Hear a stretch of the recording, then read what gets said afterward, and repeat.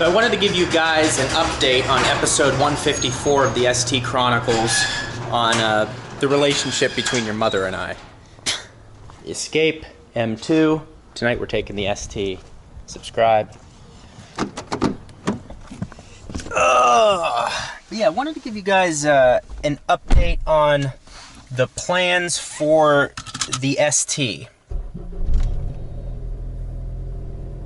So I gotta say, the motor mount feels good. NVH is minimal, feels solid on shifts.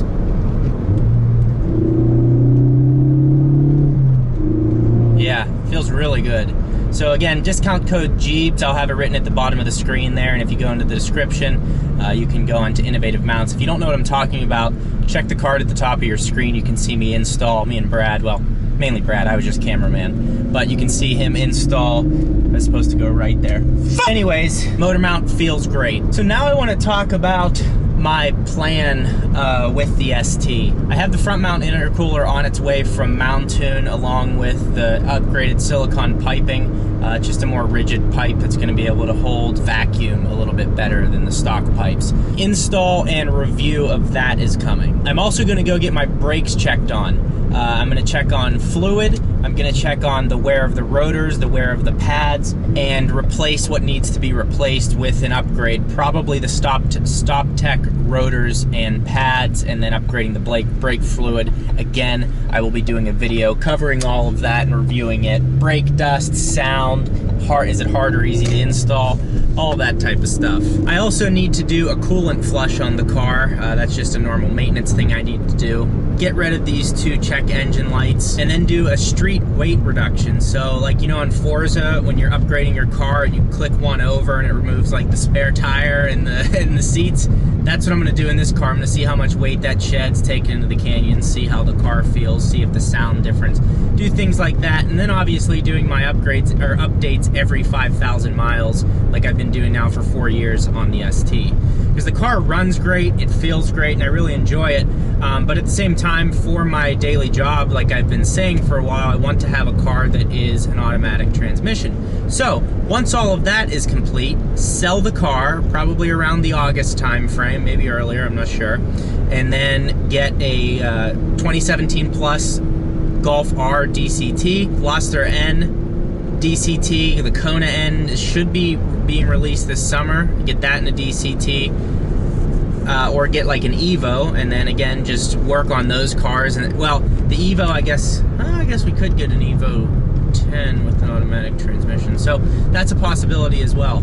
But so that's one option. The other option is replace Jamie's Ford Escape in like September, August time frame, and get like a Porsche Macan or something like that. Probably a Macan. I really like Porsche. I'd love to be in a Porsche, and the Macan is obviously the cheapest one, and she likes SUVs, so it works out perfectly. Macan S or Macan GTS is what I would get there. Now, some other things that I'm gonna look into is a $1,000 car or less. If you guys know of one, please give me a link down in the comments below. In the Phoenix area, I'd love to get my hands on a car that's under $1,000 and just beat the hell out of it. Drive at 60 miles an hour over speed bumps, take it off-roading, do all kinds of things. And then also, I mean, it'd probably be a fun car to just work on with no risk, you know, maybe put some Pep Boys parts on it, try to unleash the horsepower of something like a Cobalt, or who knows what we'll find. But I think that would be really fun. I've always wanted to have a car that I just didn't care about and could just drive like a clown. So I think that would be really interesting. So put that in the comments below. See what you can find in the Phoenix area for $1,000 cars or below. And I'll check those out. And maybe that's something I'll be doing next month. Also, I have a little challenge for myself this month. I spent, I'll have the exact numbers, but I spent the number at the bottom of the screen here so far. I spent that in May. And that's for various things, car cleaning products, for the intercooler, all that type of stuff. Where the ass are we going?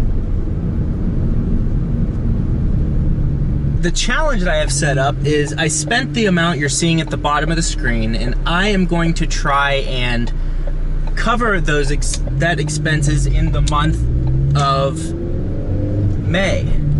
So there's a couple ways I'm gonna do that. One, obviously my YouTube channel. Hopefully I can get enough YouTube revenue to come close to covering that. The second way is things that I've found throughout my house I'm putting on OfferUp. That's anything from a Nike golf belt that's too big for me to my rear motor mount I just put on OfferUp.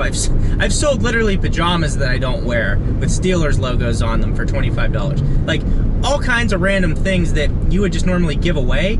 I'm like, well, I mean, it's worth something, so why not sell it? And that all adds up, and I've probably made over $1,000 so far selling things. That's been for the past few months, not as of lately, but I am gonna do a follow-up video, or maybe on Twitter I'll release like what my results were. But I just think, you know, you have all this time, you have probably a bunch of stuff laying around the house that you don't use, or you're like, oh, I'm saving it for the day that I might use it.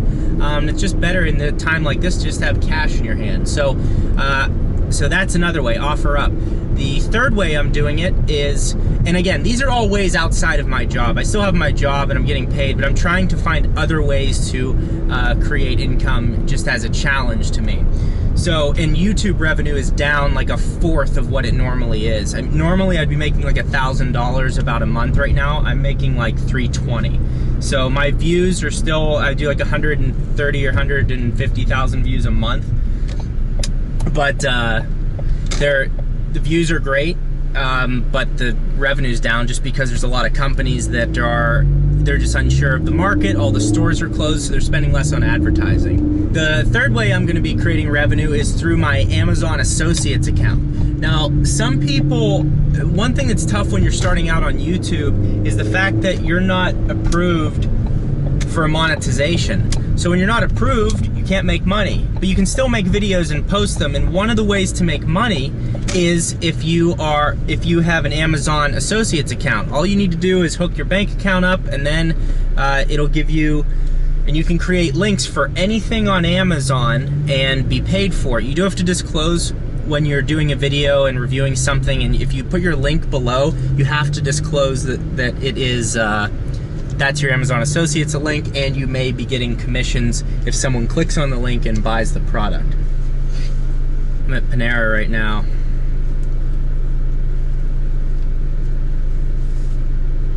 How about when you see the pictures of people that cut this out? That's really funny. Oh, here it comes.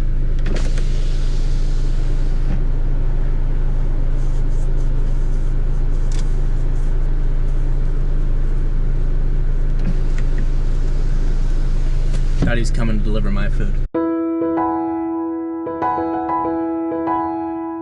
So Amazon Associates, my suggestion to you guys is, if you are starting a YouTube channel, you're trying to find a way to monetize it, one thing you can do is buy products on Amazon that you're passionate about, or you like, or you think are good products, or compare them to other products, and then you can have your associates link down below, so you'll earn a commission based on people clicking on that and buying that product. I also think you get some type of commission if they click the link. They don't necessarily buy the product, but they go and buy something else from that initial link click. I think you get like a couple cents. It adds up.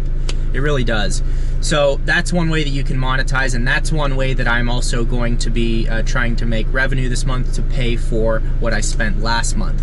The fourth way that I'm going to be eliminating some of my expenses from last month is with credit card rewards. The credit card I use is the Capital One. What the fuck is it? What's that damn card? It's the Samuel L. Jackson card. What is that one called?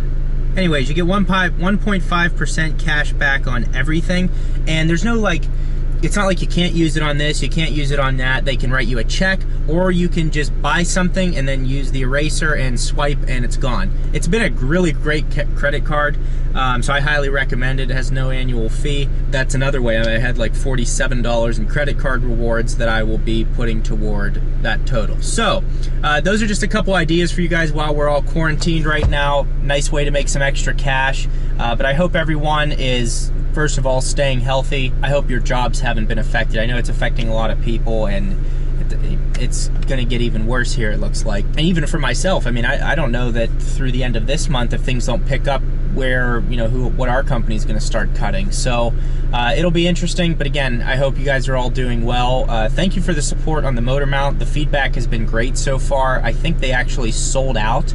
But that doesn't mean you can't get the motor mount if you're on Innovative Mounts. Just put your order in, and they'll manufacture more and ship them out.